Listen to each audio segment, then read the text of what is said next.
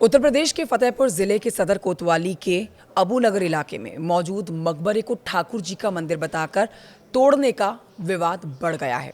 अब आपको बता देते हैं कि कल यानी कि सोमवार को हिंदू समाज के लोग मकबरे के ऊपर चढ़कर भगवा झंडा फहराते हुए नजर आए, जिसके बाद मुस्लिम समुदाय की तरफ से पत्थरबाजी शुरू कर दी गई।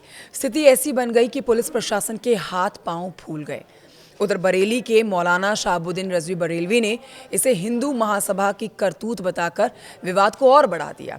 और इस बीच डिप्टी सीएम ब्रजेश पाठक ने कहा है कि सरकार जिला प्रशासन के संपर्क में है और स्थिति नियंत्रण में है। लेकिन इस वक्त की अपडेट आप इस खबर से जुड़े ले लीजिए, जिसमें आपको बता देते हैं कि फतेहपुर में ऐतिहासिक मकबरा स्थल पर हुए बवाल के मामले में अब तूल ये मामला पकड़ता जा रहा है। इस पूरे मामले में पुलिस ने कार्रवाई करते हुए 10 नामजद और 150 से ज्यादा अज्ञात अराजक तत्वों के खिलाफ केस दर्ज किया है। आरोपियों पर जबरन मकबरे में घुसने, तोड़फोड़ करने और शांति भंग करने का आरोप है। फतेहपुर में मकबरे में हुई तोड़फोड़ के बाद हालात तनावपूर्ण होते जा रहे हैं। स्थिति को नियंत्रण में रखने के लिए एडीजी, डीएम, एसएसपी के साथ भारी पुलिस बल सड़कों पर उतर आया है। शहर के संवेदनशील इलाकों में फ्लैग मार्च किया जा रहा है, जिससे कानून व्यवस्था बनी रहे और लोगों में भरोसा कायम रहे। एडीजी ने इस मामले पर बड़ा बयान दिया। उन्होंने कहा है कि पूरे जोन के पुलिस अधीक्षकों को आगामी त्योहारों के मद्देनजर शांतिपूर्ण ढंग से निपटाने के सख्त निर्देश दिए गए हैं। अधिकारी खुद हालात का जायजा ले रहे हैं और स्थिति पर नजर बनाए हुए हैं।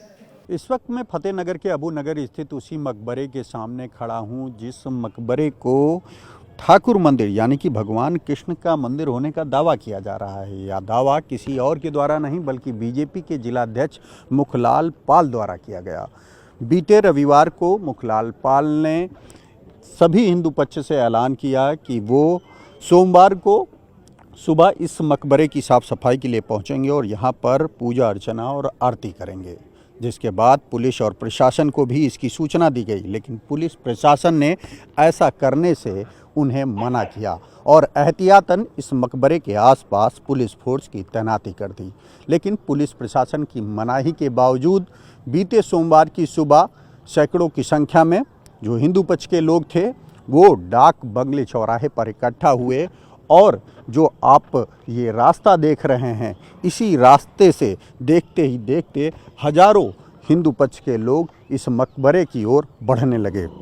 जैसे ही पुलिस ने उन्हें रोकने की कोशिश की, क्योंकि उनकी संख्या अधिक थी, पुलिस उन्हें रोकने में कामयाब नहीं हो सकी और वो देखते ही देखते इस मकबरे के अंदर घुस गए और यहाँ पर जमकर हंगामा किया। मकबरे की छत पर पहुंचकर यहाँ पर उन्होंने भगवा ध्वज फहराया और जिसके बाद दूसरी तरफ से जो मुस्लिम पक्ष के लोग थे, जो मुस्लिम आबादी थी, वो भी सामने आई और फिर दोनों पक्ष आमने सामने हो गए। इस दौरान लाठी डंडों के साथ पथराव भी हुआ, जिसको देखते हुए पुलिस के भी हाथ पांव फूल गए। लेकिन इस दौरान मौके पर पहुंचे आला अधिकारियों ने सख्ती दिखाई और दोनों पक्षों को समझा बुझाकर मौके से वापस भेजा गया। लेकिन इस घटना के बाद पूरे इलाके में तनाव फैल गया। बीजेपी जिला अध्यक्ष का ये दावा है कि ये मकबरा नहीं बल्कि ठाकुर जी का मंदिर है, भगवान कृष्ण का मंदिर है। इस मकबरे में आप देख सकते हैं कि भगवा रंग से पुताई की गई है।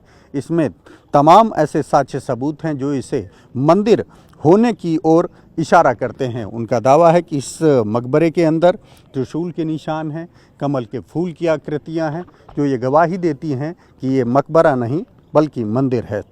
जबकि दूसरी पक्ष की बात करें तो उनका कहना है कि ये मकबरा है जिसे मुग़ल काल में 1611 वर्ष में बनाया गया था। इसको लेकर पहले भी एक विवाद चला। करीब 19 साल पहले एक विवाद यहाँ की कोर्ट में दाखिल किया गया था, लेकिन उसका फैसला इस मकबरे के पक्ष में आने के बाद पहली बार 2012 में खतौनी, जो कि ठाकुर द्वारा के नाम पर थी, उसमें बदलाव करके इस मकबरे का नाम दर्ज किया गया।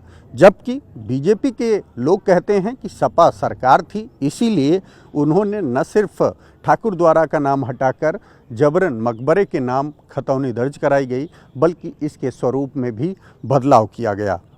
लेकिन जो तमाम साक्ष्य और सबूत मुस्लिम पक्ष पेश करता है, उसके आधार पर वो ये दावा करता है कि ये मकबरा ही है और तमाम ऐसी मज़ारें हैं जो मुग़ल काल में बनाई गई थी, जिसके तहत पहले भी इस तरह के विवाद हुए हैं।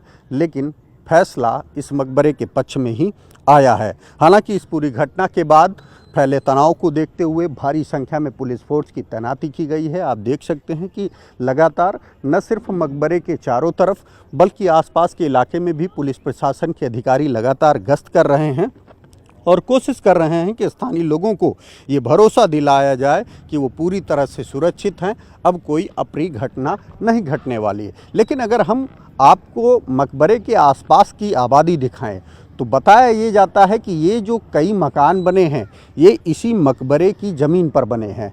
करीब 12 बीघे की ज़मीन थी, 2 बीघा ज़मीन ही अब मकबरे के आसपास बची है, लेकिन अदर जो ज़मीन है उस पर प्लाटिंग हो चुकी है। तो विवाद का एक कारण ज़मीनी विवाद भी बताया जा रहा है। आप एक तरफ देखेंगे तो मुस्लिम पक्ष के लोग खड़े हैं, दूसरी तरफ हिंदू आबादी आपको नज़र आ रही है। तो जैसा कि ये मकबरा जहाँ पर स्थित है इसकी दूरी शहर के बीच से महज 1.5 से 2 किलोमीटर के भीतर स्थित है। आप देख रहे हैं कि पीछे ये तालाब बना हुआ है। कुछ लोग इस पूरे विवाद के पीछे ज़मीनी विवाद बताते हैं, लेकिन अब पूरे इस घटना के बाद, इस उपद्रव के बाद पुलिस भी हरकत में आई है। कल रात 10 लोगों के खिलाफ नामजद FIR दर्ज की गई है और 150 लोगों के खिलाफ अज्ञात मुकदमा दर्ज कर अब तक कई लोगों को गिरफ्तार किया गया है।